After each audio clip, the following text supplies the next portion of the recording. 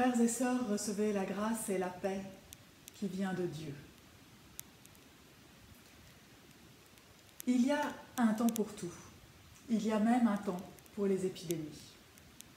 Il y a eu de grandes épidémies. La peste noire qui a tué la moitié de la population européenne au Moyen-Âge, les pandémies récurrentes de choléra qui n'ont toujours pas cessé, la tuberculose qui a marqué des générations chez nous jusqu'au milieu du XXe siècle et qui tue encore plus d'1 million de personnes dans le monde chaque année.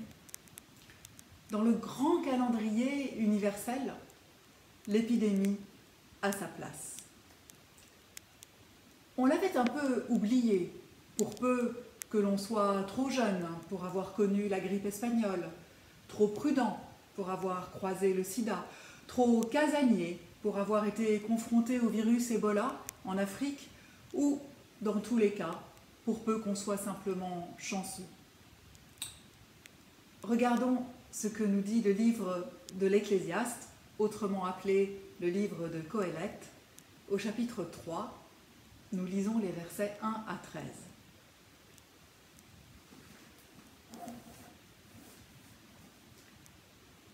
Il y a un moment pour tout et un temps pour chaque chose sous le ciel. Un temps pour enfanter et un temps pour mourir. Un temps pour planter et un temps pour arracher le plant. Un temps pour tuer et un temps pour guérir. Un temps pour saper et un temps pour bâtir. Un temps pour pleurer et un temps pour rire. Un temps pour se lamenter et un temps pour danser. Un temps pour jeter des pierres et un temps pour amasser des pierres. Un temps pour embrasser et un temps pour éviter d'embrasser. Un temps pour chercher et un temps pour perdre. Un temps pour garder et un temps pour jeter. Un temps pour déchirer et un temps pour coudre. Un temps pour se taire et un temps pour parler. Un temps pour aimer et un temps pour haïr. Un temps de guerre et un temps de paix.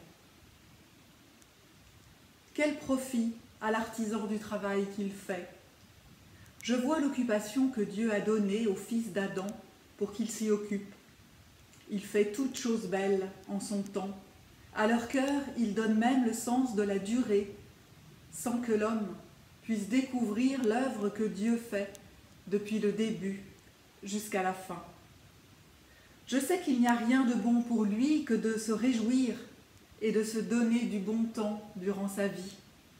Et puis, tout homme qui mange et qui boit et goûte au bonheur en tout son travail, cela, c'est un don de Dieu.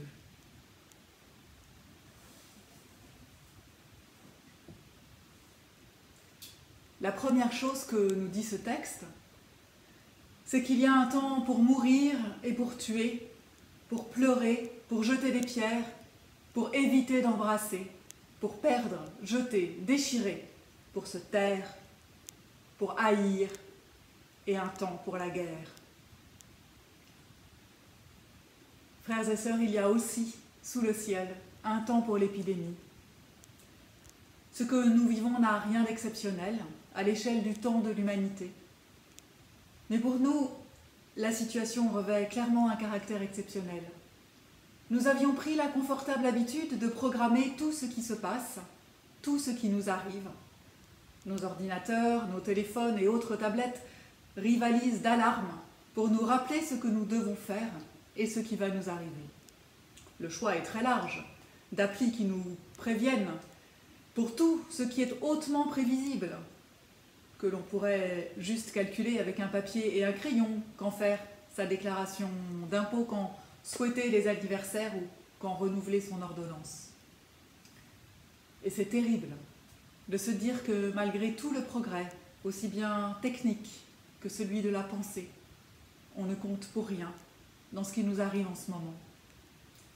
Cela ne veut pas forcément dire qu'on n'est pas en partie responsable, mais en tout cas, on n'a pu ni le prédire, ni le prévenir, ni, semble-t-il, le guérir. On s'était peut-être pris un temps pour Chronos, le dieu du temps dans la mythologie grecque. Et nous voilà, comme un hamster, à tourner dans la grande roue du temps, pris au piège, à essayer d'y trouver un sens. Cela nous met ou nous remet face à notre fragilité. Ce n'est pas négatif, la fragilité. Les choses les plus belles sont souvent vulnérables ou éphémères. Une fleur, un lever de soleil.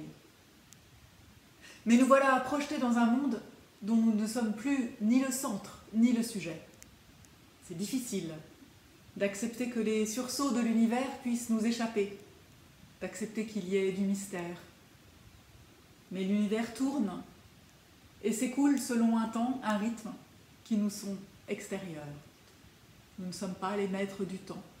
Les choses peuvent nous échapper. Il y a des variables inconnues dans nos plans.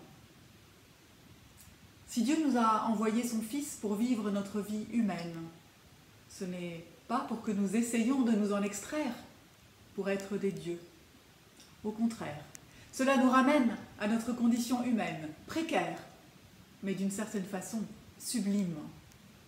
Au bonheur de manger et de boire, comme dit l'Ecclésiaste, à la simplicité de goûter le bonheur dans tout ce que nous faisons. Profiter de la vie est un don de Dieu qu'il ne faut pas repousser, mais honorer. C'est dans ce bonheur que nous pourrons découvrir ce que Dieu y a caché pour nous. Ce mystère, qu'il y a un temps pour enfanter, un temps pour planter, pour guérir, bâtir, pour rire et danser, un temps pour embrasser, chercher et garder, pour parler, aimer, et un temps pour la paix. Amen.